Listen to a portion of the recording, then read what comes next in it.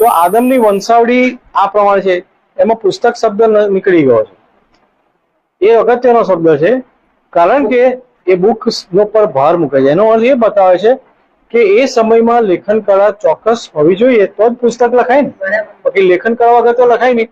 એટલે આ જે વંશાવળી જે છે એ જાણે કે પુસ્તક પર લખાઈ હોય એ સમયમાં એવી આ બાબતની માહિતી આપણને પ્રાપ્ત થાય છે. જ્યારે આ લખાયું તો એ સ્ક્રિપ્ટ ડેવલપ થઈ હશે, એ લેખન કળા ત્યાં પ્રચલિત હશે, અને સાથે સાથે મેસોપોટેમિયામાં જે સુમેરિયન સંસ્કૃતિએ જે લેખન કળાની શોધ કરી, એ લોકોના લખાણો આ પ્રકારના, જેમ કે Sumerian Kings list, Sumerian રાજાઓનું list એક યુનિફોર્મમાં લખેલું, જેમ આ વંશાવળીની વાત છે એમ સુમેરિયન રાજાઓનું લિસ્ટ, એની જે માટીની જે પાટી એ મળી આવી છે. તો એનો અર્થ શું થાય છે કે સમકાલીન હતા, અથવા તો એ પછીથી બી હતા, અને એ ટ્રેડિશન હતી કે જેની અંદર આ લખાણ જે છે એ લખાયું. એટલે આ કોઈ અધર વાત નથી. સુમેરિયન સંસ્કૃતિનું કિંગ લિસ્ટ આજે પણ આપણને મળે છે, બરાબર. તો એક બાબત એ છે કે આદમની વંશાવળીનું પુસ્તક. પછીથી મહત્વની વાત એ છે કે જળપ્રલયનો ઉલ્લેખ છે. નૂહના સમયમાં જે વૈશ્વિક જળપ્રલયનો ઉલ્લેખ છે, અને નૂહના 3 દીકરા હતા, શેમ, હામ અને યાફેત, બરાબર. હવે એ લોકો જળપ્રલય પછી એક ભાષા અને એક બોલી બોલતા હતા. જળપ્રલય પછીથી એક ભાષા અને એક બોલી બોલતા હતા.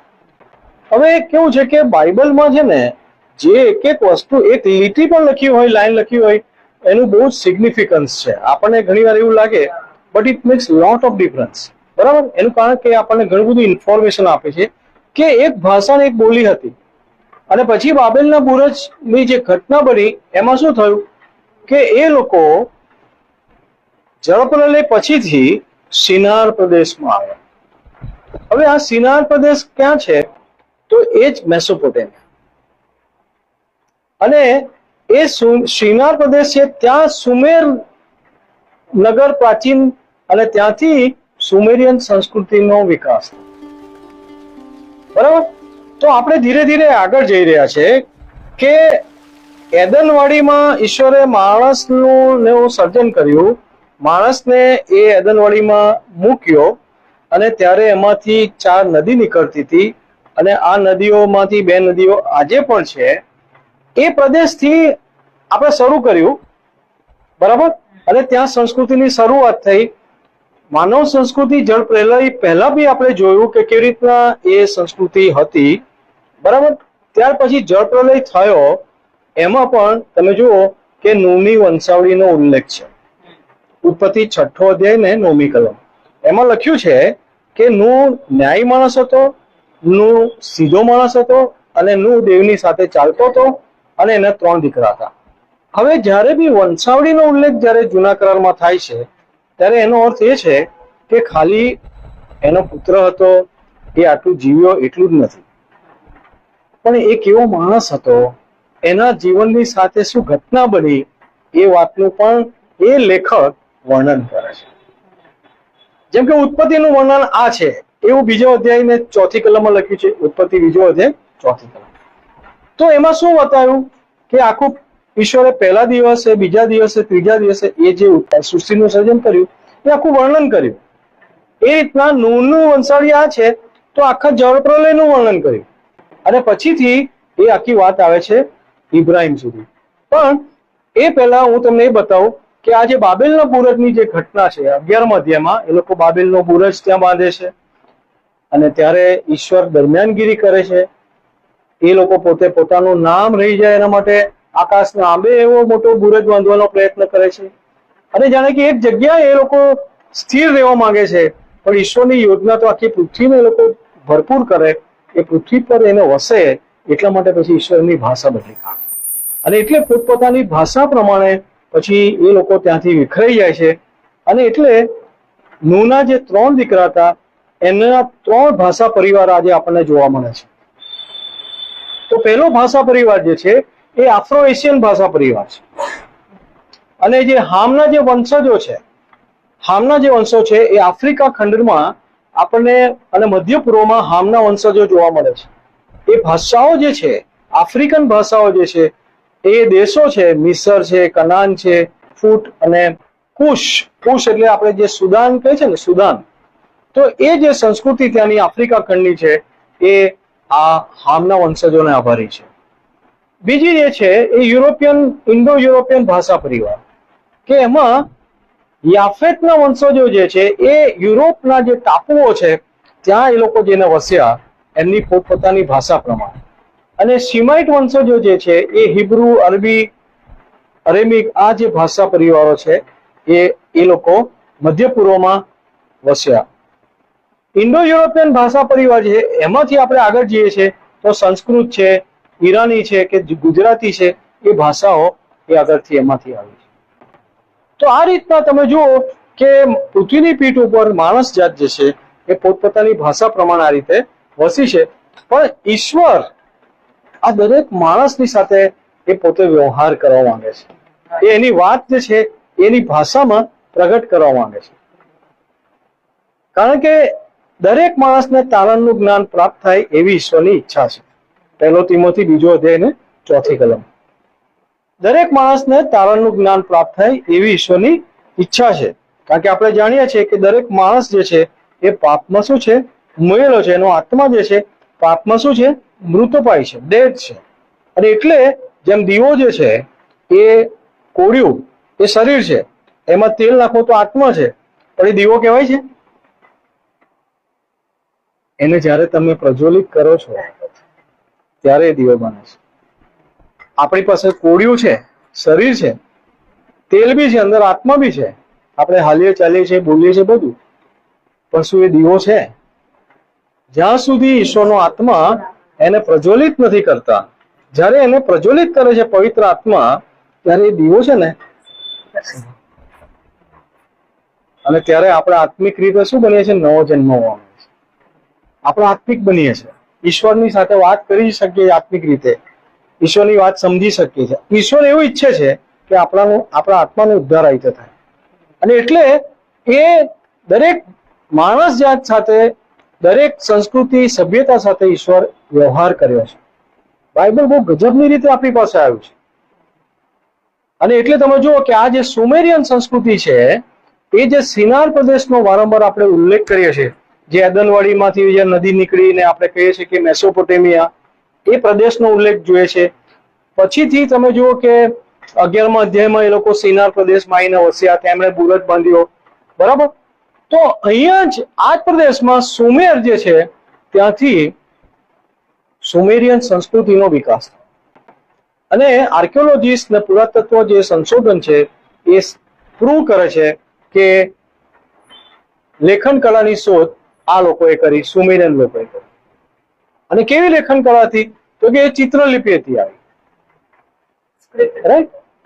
લેખન કળા જે છે ચિત્રલિપિમાં માટીની પાટી પર આ રીતે લખતા. હવે આ પ્રદેશ કયો છે? તો આ બાઇબલ લેન્ડ છે,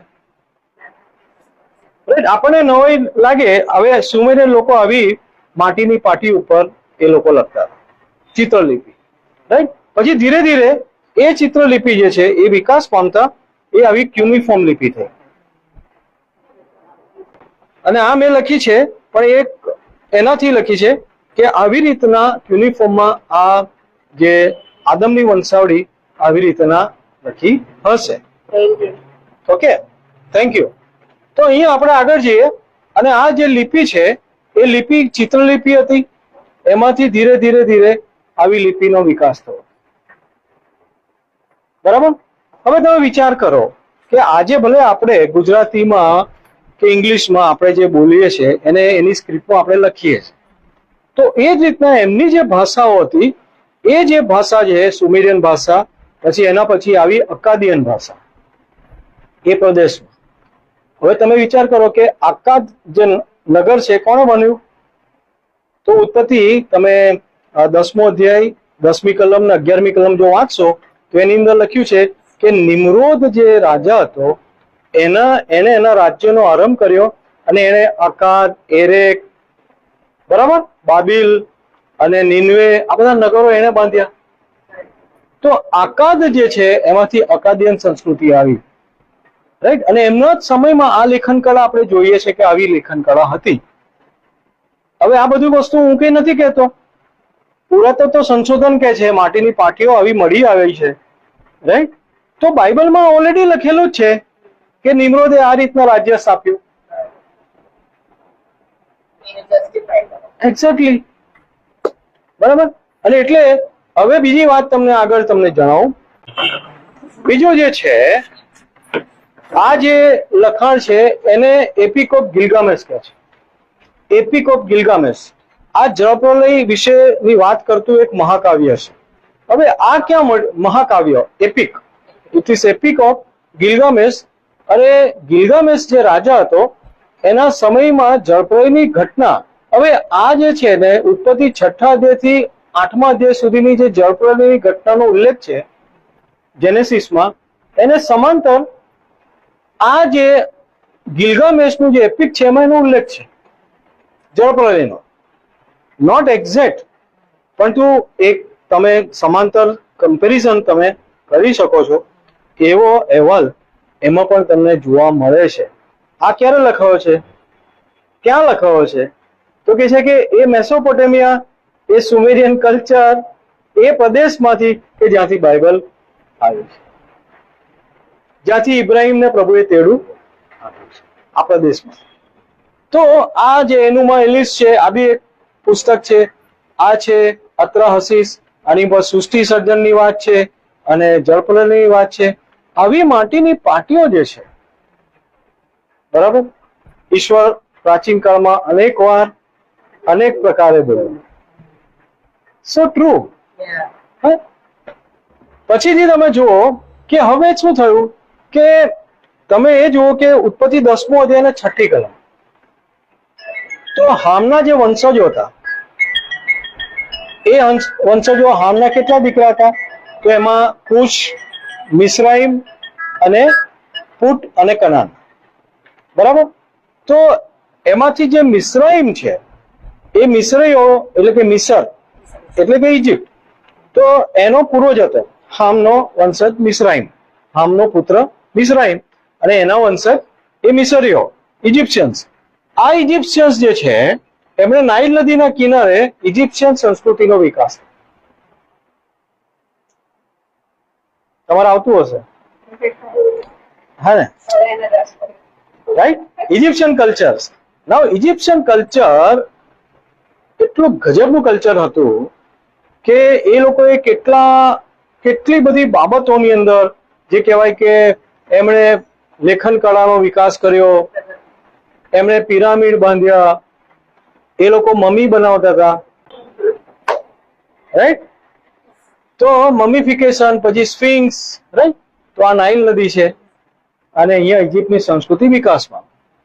ઇજિપ્તની સંસ્કૃતિ અને બાઇબલ એ તમે જુઓ તો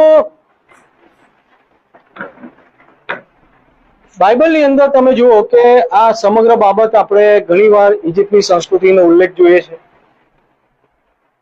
ઇબ્રાહિમ એ ઇજિપ્તમાં ગયા, જ્યારે કનાનમાં દુકાળ પડ્યો ત્યારે ઇબ્રાહિમ ઇજિપ્તમાં જાય છે.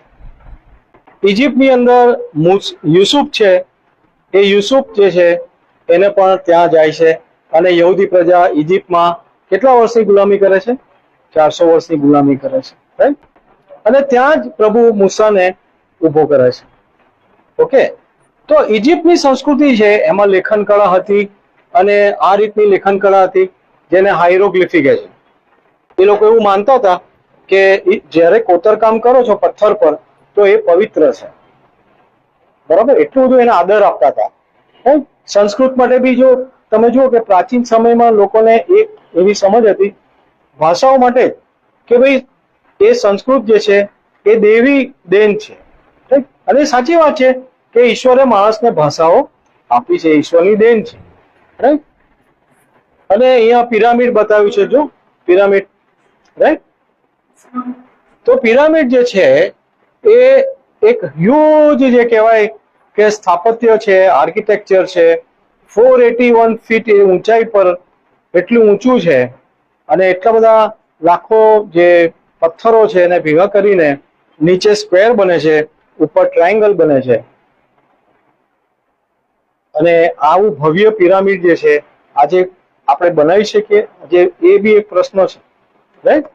તો આવી સંસ્કૃતિ હતી અને એ લોકો આ જે નાઇલ નદીના કિનારે પેપીરસના છોડ થતા હતા, એ છોડમાંથી એના જે સ્ટેમ્સ છે એને કટ કરીને પછી એને સ્પ્રેડ કરતા હતા હોરિઝોન્ટલી એન્ડ વર્ટિકલી, અને પછીથી એને ભીનું કરીને એના ઉપર એક પ્રેસ કરી દે અને એમાંથી પેપર બનાવતા, એને પેપીરસ કહે છે. બરાબર? તો આ પેપીરસ છે. પછી એમાં આ રીતના એ લોકો લખતા હતા. ઓકે, કે આ ઈસવીસન પૂર્વે 3000 ત્યારથી આ લોકોની લેખન કળાનું ટ્રેડિશન જે છે, પથ્થર ઉપર એ લોકો લખતા હતા. પણ પેપીરસનું પણ એમણે શોધ કરી છે. પેપીરસ થી એ લોકો they invented this papyrus and writing on papyrus. So they were contemporaries of Sumerian people જે હતા એ લોકો માટીની પાટી પર લખતા હતા.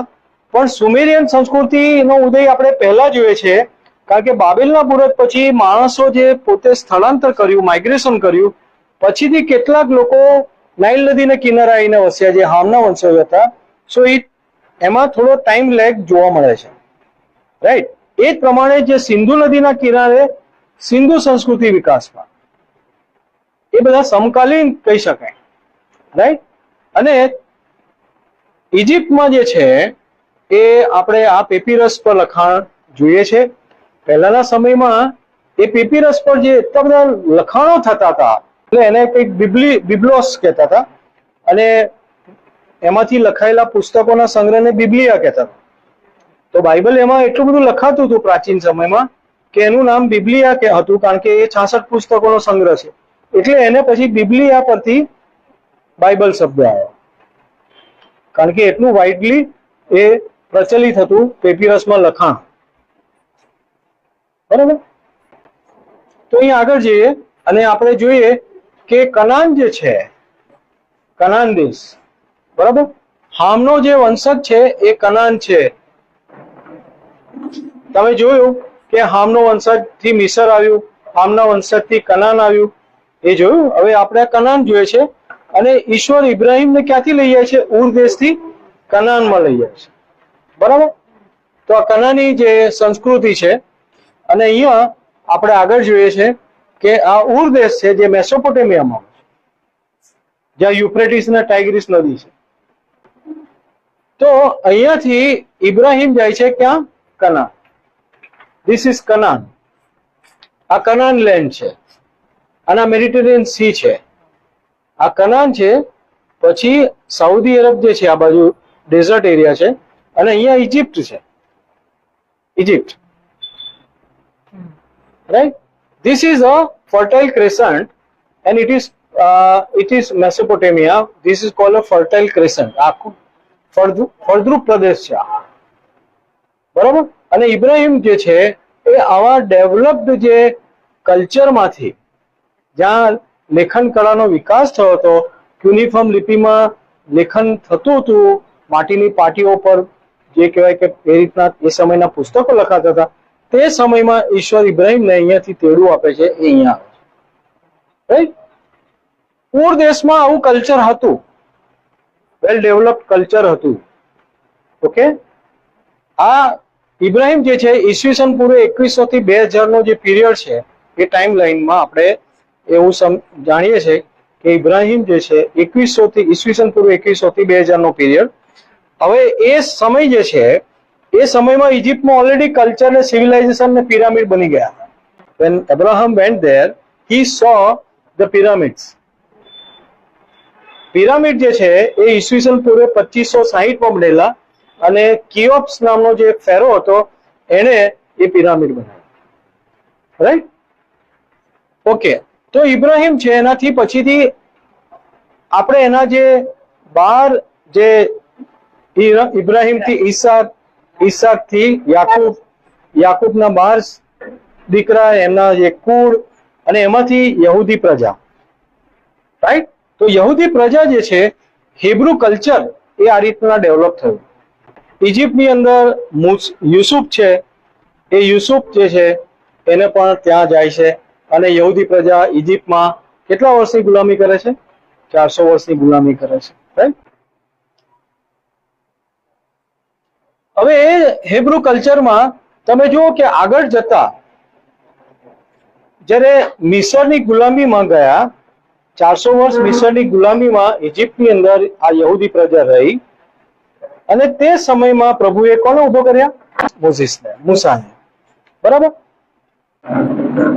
તો આ બધા જે ફેરો છે, રાઈટ, અલગ અલગ ફેરો છે, એ એનો ઉલ્લેખ કરવામાં આવે છે. મિસરની જે સંસ્કૃતિ છે એ બહુ જ લાંબા ગાળા સુધી રહી, અને એના ઓલમોસ્ટ એના 3 કિંગડમ આવ્યા, જેને ઓલ્ડ કિંગડમ કહે છે, જે ઈસવીસન પૂર્વે 3000 થી શરૂ થયું. અને જ્યારે ઇબ્રાહિમ જ્યારે ગયા ત્યારે એ મિડલ કિંગડમ હતું, રાઈટ, અને પછીથી ન્યૂ કિંગડમ આવ્યું. ઓકે, અને એના 2 ઇન્ટરમીડિયેટ પીરિયડ છે. પણ આપણે જે જોવા માંગીએ છીએ કે અહીંયા આ સમયમાં મોઝેસનો જન્મ થાય છે, અને આ સમયમાં ઈસરાયેલ પ્રજા મિસરમાં ગુલામીમાં છે, અને ઈશ્વર શું છે કે મોઝેસને ઉભો કરે છે, એની આગેવાનીમાં પ્રભુ એને નિયમશાસ્ત્ર આપે છે સિનાઈ પર્વત પર. સિનાઈ પર્વત પર પ્રભુ એની સાથે 40 દિવસ અને 40 રાત એની સાથે વાત કરે છે, વ્યવહાર કરે છે.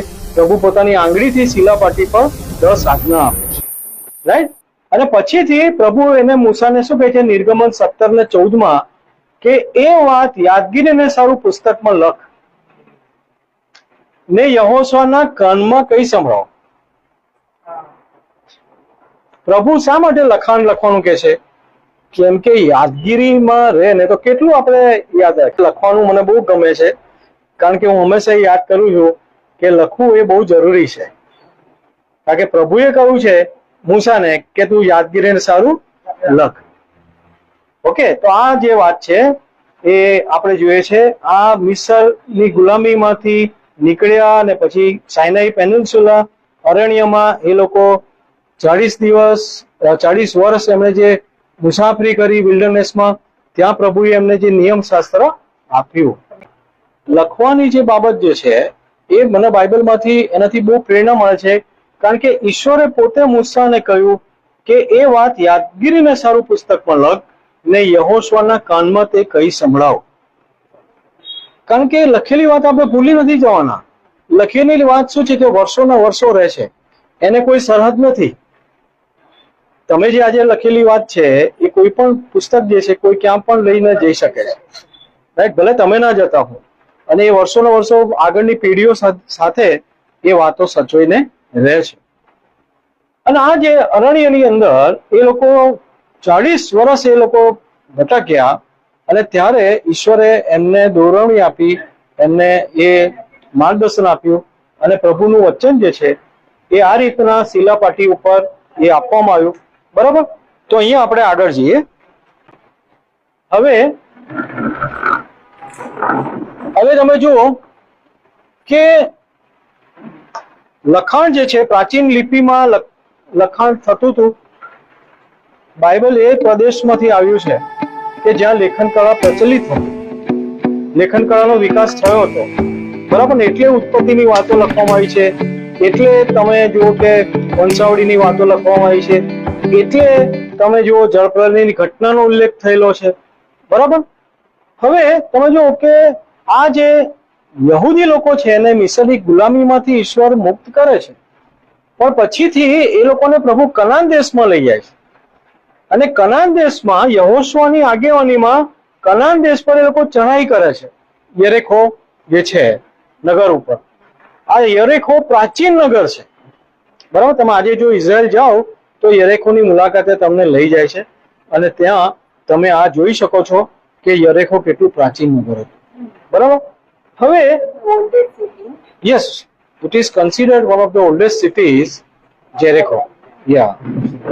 અને અહીંયા તમે જુઓ કે જેરિકો જે છે એ પર આ લોકો જયારે ચઢાઈ કરે છે, બરાબર, તો એક અહીંયા પત્ર બતાવે છે જે ક્યુનિફોર્મ લિપિમાં લખેલો પત્ર છે.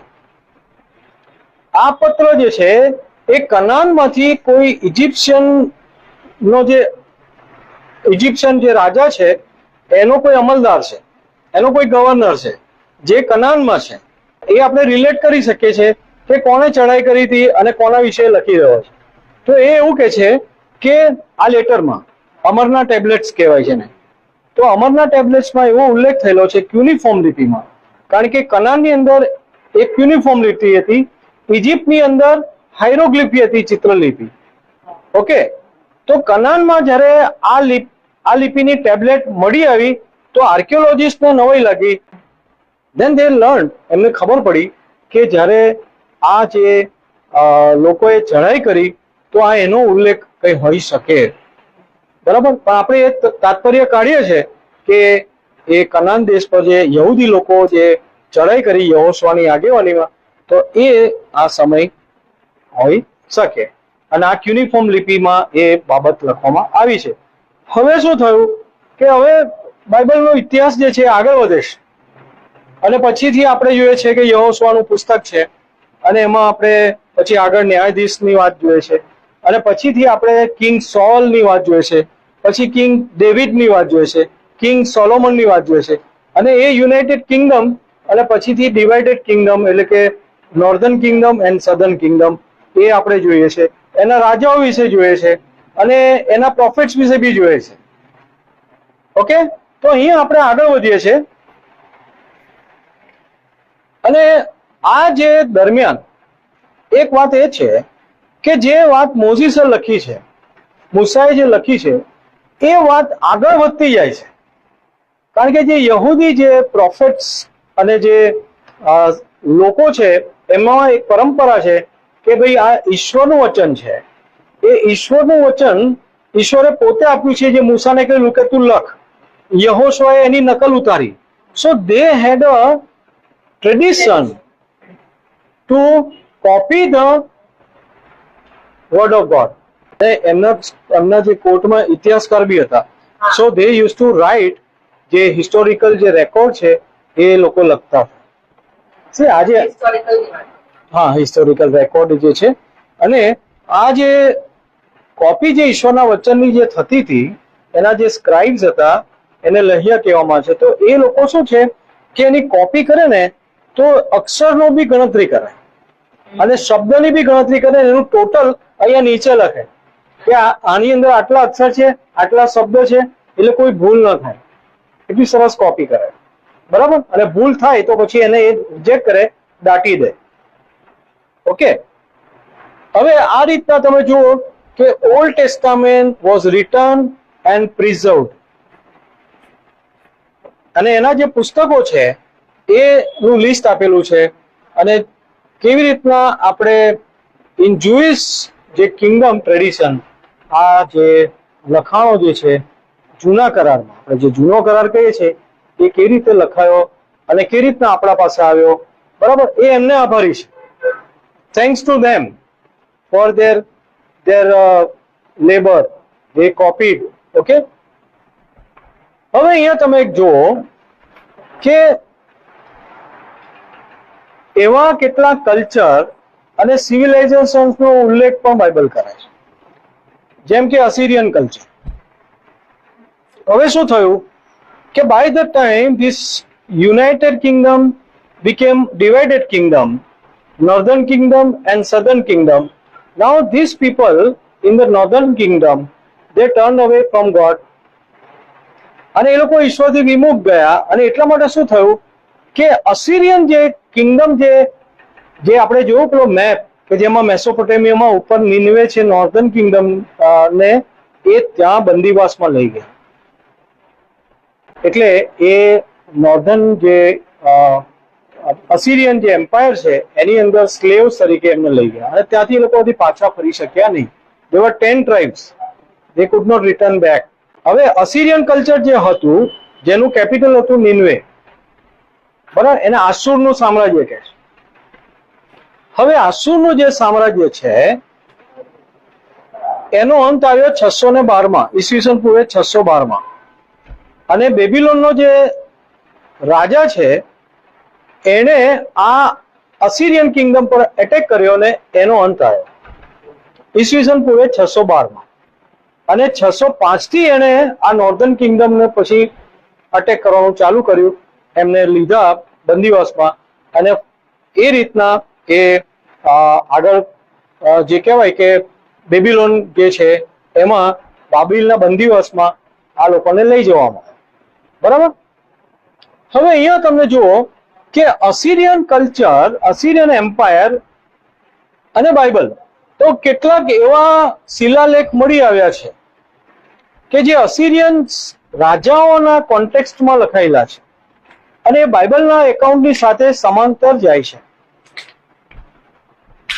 અહીંયા તમે જુઓ કે આ જે શિલાલેખ છે એની અંદર આસુરનો એટલે અસીરિયન જે સાન્હેરીબ રાજા છે એણે જેરુસલેમને ઈસવીસન પૂર્વે 701 જ્યારે યશાયા પ્રબોધક હતા ત્યારે એણે જે ઘેરો ગાલ્યો યરુસલેમને, તો તે સમયની જે ઘટના છે એનો ઉલ્લેખ બાઇબલમાં કરવામાં આવ્યો છે. બીજો રાજા 19 અને 32. બરાબર. અને એમાં આખું જે એનું વર્ણન છે કે કેવી રીતના યહોવાના દૂતે સાન્હેરીબ રાજા જે છે એના જે સૈન્યને રાતના એ રીતના મારી નાખ્યા અને એને પાછા જવું પડ્યું, એવો ઉલ્લેખ બાઇબલમાં છે. હવે સાન્હેરીબ રાજા જે છે આ જ ઘટનાનો ઉલ્લેખ આ શિલાલેખમાં કરે છે. ઓકે, તો આવા શિલાલેખ જે છે, હવે અહીંયા જુઓ કે આસુરનો રાજા શાલ્માનેસાર એના મહેલના ખંડેરમાંથી પુરાતત્વ સંશોધનમાં આ તમને મળી આવ્યો છે શિલાલેખ અને એમાં પણ લખ્યું છે કે ઓમરીના દીકરા યેહૂની ખંડરી, એનું સોનું રૂપું તેના સર્વ પાત્રો જે મને મળ્યા છે તે આપના રાજદંડને સમર્પિત કરે છે. આસુરના રાજાએ અહીં ઇસ્રાયેલના રાજા યેહૂને નીચો દેખાડવા માટે આ શિલાલેખ લખ્યો છે. તો એ બાઇબલમાં લખેલું છે. આ એ ઘટનાને સમાંતર આ શિલાલેખ આપણને જોવા મળે છે. અહીંયા તમે જુઓ કે આ શિલોમના ઇન્સ્ક્રિપ્શન છે એ હું તમને બતાવીશ કે એની અંદર હિઝકિયા રાજા હતો. તો હિઝકિયા રાજા એ સાન્હેરીબ રાજા આસુરનો એ યરુશલેમને ઘેરો ઘાલે અને પાણી જે છે યરુશલેમમાં જે આવે બહારથી ગીહોનના ઝરણામાંથી જે પાણી યરુશલેમમાં જે લઈ જવાનું, તો એ માટે એને ટનલ બનાવી. કારણ કે જો એક આગળનું જે પાણી જે છે એને જો રોકી દે તો યરુશલેમના લોકો જે છે પાણી વગર મરી જાય. એટલે એને શું કર્યું કે ટનલ બનાવી અને એક જે ગીહોનના ઝરણાનું જે પાણી છે એ યરુશલેમમાં લાવ્યો. તો એ જે કાર્ય એને કર્યું, એ ટનલ જે બનાવી હિઝકિયા રાજાએ, એ ટનલ ઉપર આવું ઇન્સ્ક્રિપ્શન લખેલું છે અને એમાં એ વર્ણન છે કે કેવી રીતે બંને બાજુથી ટનલ ખોદવામાં આવી. હવે આનો ઉલ્લેખ હિઝકિયા રાજા કરે છે, આ ટનલ બાંધે છે, એવો ઉલ્લેખ બાઇબલમાં છે. બરાબર. તો આ બધું કેટલું આપણને આમ જીવંત બને છે. આ પથરા જયારે વાંચીએ છીએ આપણે ત્યારે પ્રભુ ઈસુ કહે છે ને કે પથરા પોકારી ઉઠશે, તો એ ખરેખર પોકારી ઉઠે છે. બરાબર.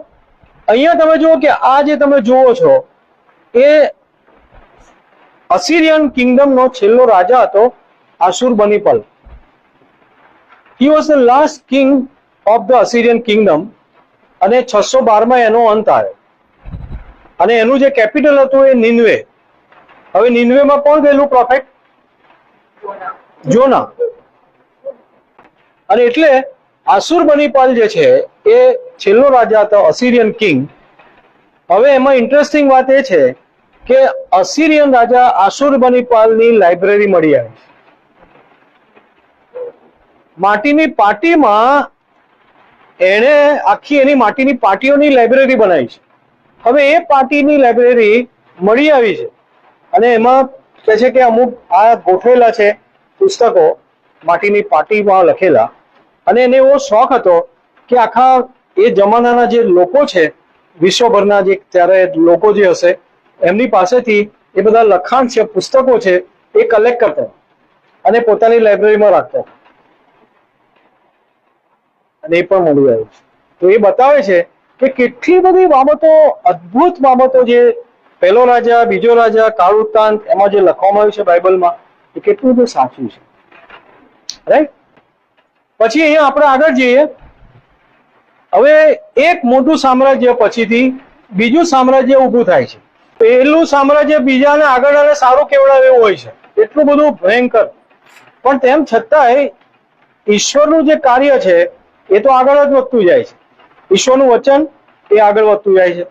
એટલે અસીરિયન કિંગડમ પછીથી જે તમે જુઓ કે ઈસવીસન પૂર્વે 612 બેબીલોનનો રાજા છે નબોકોલેસર, એ નબુખાદનેઝર રાજાનો પિતા, એ હુમલો કરે છે નિનવે ઉપર, અને નિનવે જે છે, મોટું નિનવે છે, એનું પતન થાય છે. The great city of Nineveh has fallen. બરાબર. આની ભવિષ્યવાણી વાણી કરવામાં આવી છે બાઇબલમાં, આપણે જોઈએ છે. અને એ નિનવેનું પતન થાય છે અને બેબીલોનના સામ્રાજ્યનો ઉદય થાય છે. નબુખાદનેઝર રાજા છે કે જે કોને લઈ ગયો બંદીવાસમાં? નબુખાદનેઝર કોને લઈ ગયો? દાનિયેલ અને એના મિત્રો. રાઈટ. આજે તો બરાબર બધું પાક્કું થઈને જઈશ હવે એવું લાગે. તો પછીથી અમે જો કે બેબીલોનિયન કલ્ચર આવે છે. બેબીલોન કલ્ચર જે છે, બાબિલનો બંદીવાસ, એમાં કેટલા વર્ષ એ લોકો બંદીવાસમાં રહે છે? How many years? 70 years. Right. 70 વર્ષનો વનવાસ. પ્રભુએ એમને ત્યાં 70 વર્ષ એ વનવાસમાં રાખે છે. અને બાબિલના જે એમાં બી એની બી આ જે શિલાપાટી અથવા તો લેખ મળી આવ્યો છે, એમાં બી યહોયાકીમ રાજની કારકિર્દીમાં બાબિલનો રાજા નબુખાદનેઝર ચડી આવ્યો ને યહોયાકીમ 3 વર્ષ સુધી તેને તાબે રહ્યો. એ આની અંદર છે. બરાબર. જેમ આપણે બાઇબલમાં વાંચીએ છીએ એવી રીતના આ શિલાલેખની અંદર એ લખેલી વાતો આજે જોવા મળે. ઓકે. હવે શું થાય છે કે ભાઈ બાબિલનું જે રાજ્ય છે એ બી ટકતું નથી. તો હવે શું થાય છે કે બહુ ઇન્ટરેસ્ટિંગ રીતે બાબિલનું જે રાજ્ય હતું એમાં કોરેશ રાજા, કિંગ સાયરસ ધ ગ્રેટ, એ પર્શિયન રાજા હતો અને એ એટેક કરે છે. એટલે કે કોઈ બી જાતનું લોહી વેવડાવે વગર એ યુફ્રેટિસ નદીના પાણીને એ વાળે છે અને પછીથી એમાંથી ચાલીને એ લોકો નગરમાં પ્રવેશ કરી જાય છે. બાકી બેબીલોન જે છે એ બેબીલોનને પાડવું it was next to impossible because there were walls outside surrounding the city. આટલો હ્યુજ એ કોટ હતો સિટીની આજુબાજુ. it was difficult to break that. અને એટલા માટે આપણે શું કર્યું કે ત્યાંથી નદી પસાર થતી હતી સિટીમાં. So they stopped the water, diverted the water of Euphrates and they entered through Euphrates in the city. બરાબર.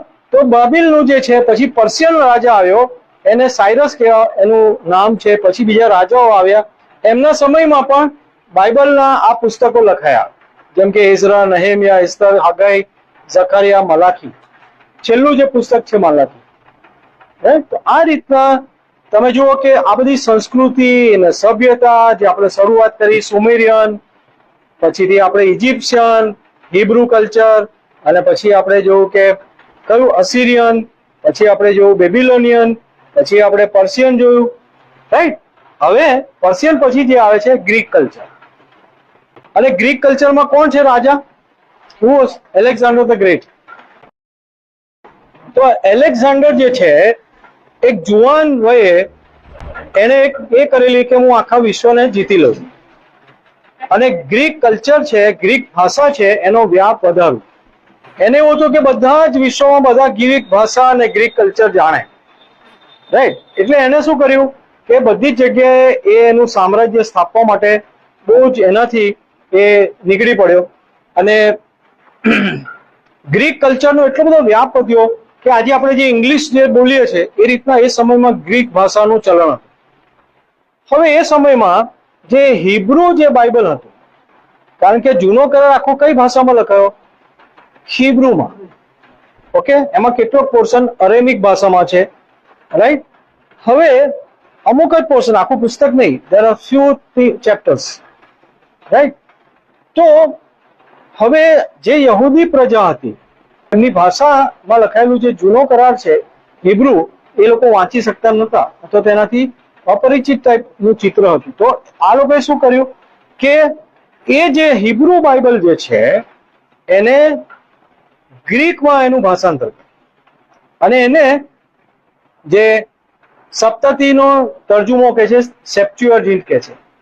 સેપ્ચ્યુઅર્જિન્ટ, very well known Greek translation of the old testament, જૂનો કરાર, રાઈટ.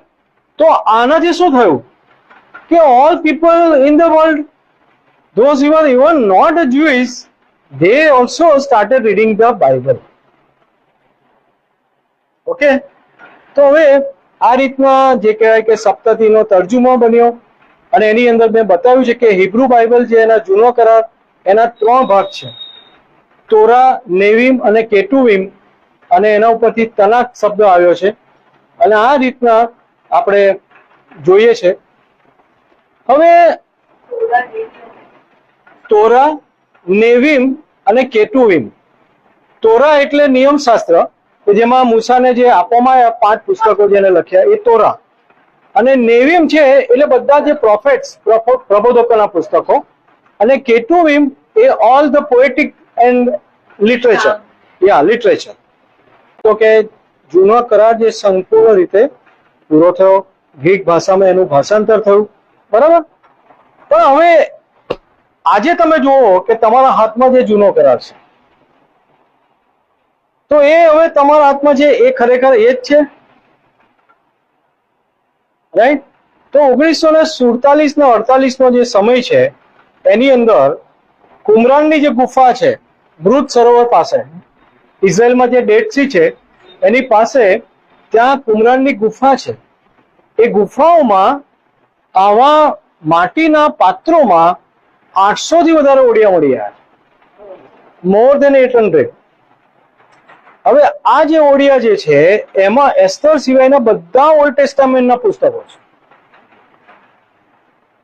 હવે આ પુસ્તકો બધા જે છે જે હિબ્રુમાં લખાય છે ઈસવીસન પૂર્વે 200 માં. હવે તમે જો બહુ ઇન્ટરેસ્ટિંગ વાત તમને કહી રહ્યો છું કે આજે પણ ઇઝરાયલમાં આ ઓડિયા ઈસવીસન પૂર્વે 200 માં લખાયેલા છે.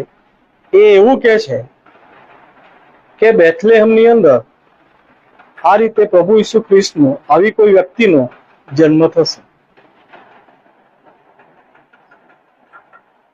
હવે તમે વિચાર કરો, થોડો વિચાર કરો કે 200 વર્ષ પહેલા કોઈ વ્યક્તિ જન્મી છે, એના 200 વર્ષ પહેલા એના નામથી એ લખાય છે કે આ કુળમાં, આ જગ્યા પર એનો જન્મ થશે. અને આજે આપણે 1948 માં જયારે મળ્યું અથવા 2026 માં આજે આપણે જાણીએ છીએ કે એ વ્યક્તિનો જન્મ થઈ ગયો છે. તો કેવું કહેવાય કે કોઈ વ્યક્તિના જન્મના 200 વર્ષ પહેલા લખેલી વાત આજે આપણા હાથમાં છે. That is the point.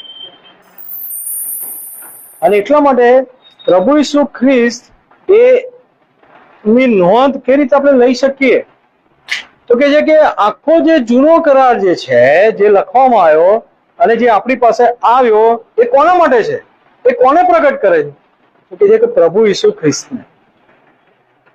અને એટલા માટે હવે તમે જુઓ કે અહીંયા પ્રભુ ઈસુ ખ્રિસ્ત પોતે એવું કે છે એમના શિષ્યોને. શું કે છે? તેણે તેઓને કહ્યું કે હું તમારી સાથે હતો ત્યારે મેં એ વાતો તમને કહી હતી કે મૂસાના નિયમશાસ્ત્રમાં તથા પ્રબોધકોના પુસ્તકમાં તથા ગીત શાસ્ત્રમાં મારા સંબંધી જે લખેલું છે તે બધું પૂરું થવું જોઈએ. પણ પ્રભુ ઈસુ ખ્રિસ્ત એમની આંખો ખોલે છે અને એમને કહે છે, એમને મીઠો ઠપકો બી આપે છે કે તમે ભૂલી ગયા કે આ બધું તમારી નિયમશાસ્ત્રમાં જે આ બધું જે લખેલું છે, પ્રબોધકોએ જે કહેલું હતું, ગીત શાસ્ત્રમાં જે લખેલું છે એ મારા સંબંધી હતું, એ પૂરું થવું જોઈએ અને એ પૂરું થયું છે. કેટલું ગજબનું છે આ. હવે આજે આપણે લોકો એ વસ્તુને સાંભળી રહ્યા છે, આપણે એને નિહાળી રહ્યા છે. પ્રભુનું કાર્ય છે આજે, રાઈટ? અને એટલે તમે જુઓ કે આ જે બાબતો પ્રભુ ઈસુ ખ્રિસ્તમાં પૂરી થઈ અને પ્રભુ ઈસુએ શિષ્યોને કહ્યું કે આ જે સુવાર્તા છે એ તમે આખી સૃષ્ટિમાં પ્રગટ, પૃથ્વીના છેડા સુધી તમે આ વાતને પ્રગટ કરો. તમે મારા સાક્ષી. અને એ સાક્ષી બનવા માટે પ્રભુ ઈસુના શિષ્યો આખા વિશ્વભરમાં ગયા.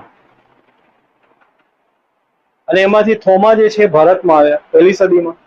અને એ રીતના તમે જુઓ કે અલગ અલગ ભાષામાં અલગ અલગ બોલીમાં બાઇબલ જે છે એનું ભાષાંતર થવાનું શરૂ થયું. ગ્રીક ભાષામાં તો થયું, પણ હવે શું થયું કે લેટિન જે છે એ લેટિનમાં એનું ભાષાંતર થયું. હવે લેટિનમાં થયું એટલે આખું યુરોપ જે છે ખુલી ગયું. કારણ કે યુરોપમાં લેટિન ભાષા જે છે પ્રચલિત હતી. અને જ્યારે જેરોમ જે છે એમણે આ જે બાઇબલ છે એને હિબ્રુમાંથી, ગ્રીકમાંથી સીધું જે ભાષાંતર લેટિનમાં કર્યું. અને એટલે એ તર્જુમો જે છે એને લેટિન વલ્ગેટ બાઇબલ તરીકે ઓળખવામાં આવે છે. ત્યાર પછીથી 1000 વર્ષ, ફોર ઓલમોસ્ટ 1000 years બાઇબલ જે છે એ ખાલી લેટિન ભાષામાં જ કેદ રહ્યું, કોઈ ભાષાંતર નહીં. જે લેટિન વલ્ગેટ બાઇબલ આવ્યું ઈસવીસન પૂર્વે 382 એટલે 405 સુધીમાં, ત્યારથી લઈને જ્હોન વાઇક્લિફ જે આવ્યા 1384માં, ત્યાંથી ઓલમોસ્ટ 1000 years સુધી કોઈ ભાષાંતર નહીં, કોઈ ટ્રાન્સલેશન નહીં, ખાલી લેટિનમાં જ બાઇબલ રહ્યું. એટલે એ સમયમાં જે ધર્મગુરુ હતા they kept it for them only. It was not available for the common people, right? અને એટલા માટે જરૂરી છે, કારણ કે તો ઈશ્વરનું વચન છે, બધા લોકો સુધી જવું જોઈએ. અને એટલા માટે જ્હોન વાઇક્લિફ છે એમણે એનું ઇંગ્લિશમાં ભાષાંતર, મિડલ ઇંગ્લિશમાં. અને ત્યાર પછીથી માર્ટિન લ્યુથર છે એમણે જર્મનમાં ભાષાંતર કર્યું. ત્યાર પછીથી જે વિલિયમ ટિન્ડેલ છે એમણે અંગ્રેજીમાં પાછું ભાષાંતર કર્યું. બરાબર? અને એ રીતના તમે જુઓ કે ભારતના માટે, આપણા માટે પ્રાઇડ લેવા જેવી વાત છે કે એક ઇન્ડિયન વુમન છે પંડિતા રમાબાઈ. એ વિદ્વાન બેન કે જેમની ઈચ્છા હતી કે મરાઠીમાં બાઇબલ મળે, એટલા માટે એ ગ્રીક અને હિબ્રુ શીખ્યા. She studied Hebrew and Greek and she translated Hebrew અને ગ્રીક બાઇબલમાંથી મરાઠીમાં એમણે ભાષાંતર કર્યું. અને 1922માં જ્યારે એનું ભાષાંતર પૂરું થયું, એનું પ્રૂફ રીડિંગ પૂરું થયું, અને ત્યારે એ દિવસે એમનું મરણ થયું. તમે વિચાર કરો કેટલું ગજબનું છે. એ જ રીતના વિલિયમ કેરી આવ્યા ભારતમાં. એમણે 1820માં ગુજરાતી બાઇબલ છે એનો નવો કરાર છે એનું ભાષાંતર કર્યું દેવનાગરી લિપિમાં. બરાબર? 1820માં. અને એમણે એ જે બાઇબલ છે એનું નવીન બંદોબસ્ત નામ જે નવો કરારનું પડ્યું. ત્યાર પછીથી જે લંડન મિશનરી સોસાયટી છે એ લોકોએ 2 મિશનરીને મોકલ્યા, રેવરન્ડ જેમ્સ સ્કિનર અને રેવરન્ડ વિલિયમ ફાઇવી. રેવરન્ડ વિલિયમ ફાઇવી અને રેવરન્ડ જેમ્સ સ્કિનર એમને મોકલ્યા ભારત 1815માં. હવે 1815માં એ લોકોને મોકલ્યા અને પછીથી એ લોકોએ એનો અભ્યાસ અને એ બધું ચાલુ કર્યું. અને એમણે 1820માં આ લોકોએ લંડન મિશનરી સોસાયટી એ પ્રિન્ટિંગ મશીન સુરતમાં મોકલ્યું. 1820માં પ્રિન્ટિંગ મશીન. અને તેમણે 1821માં રેવરન્ડ જેમ્સ સ્કિનર અને રેવરન્ડ વિલિયમ ફાઇવીએ નવા કરારની 1000 નકલ 8 વિભાગમાં છાપી, 8 ભાગમાં. અને પછીથી રેવરન્ડ જેમ્સ સ્કિનરનું મરણ થયું. હી ડાઇડ. તો રેવરન્ડ જે વિલિયમ ફાઇવીના ભાઈ છે રેવરન્ડ એલેક્ઝાન્ડર ફાઇવી એ જોઈન થયા. See the contribution. એમના બ્રધર જોઈન થયા વિલિયમ ફાઇવીની સાથે એલેક્ઝાન્ડર ફાઇવિચ સામેલ થયા અને બંને ભાઈઓએ ઓલ્ડ ટેસ્ટામેન્ટનું જે ભાષાંતર કર્યું, જે 1823માં પૂરું થયું, એના 18 ભાગ હતા. અને આ રીતના સંપૂર્ણ જે ગુજરાતી બાઇબલ 1823માં પ્રાપ્ત થયું.